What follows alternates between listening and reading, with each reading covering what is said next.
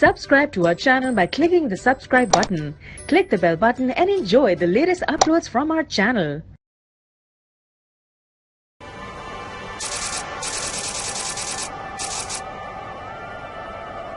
Sentry Dawn holds course at 120 degrees to cross the westbound lane and enter the eastbound lane at an acute angle. Both radars are working properly. Slowly she increases speed, and by 0427, making about 8 knots, she starts to cross the westbound lane. At 0330, Asian Energy is heading 260 degrees. At 0430, she takes a radar fix off land and alters course to 247 degrees. Later, the accuracy of this fix will be disputed.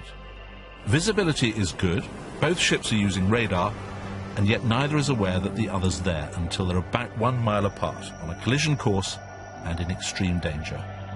They both make emergency manoeuvres, but at 0442 they collide.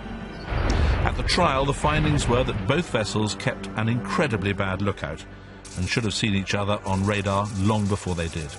The Sentry Dawn was also at fault for not crossing the traffic separation scheme at a right angle. The verdict was that Asian Energy was 60% to blame and Sentry Dawn 40%.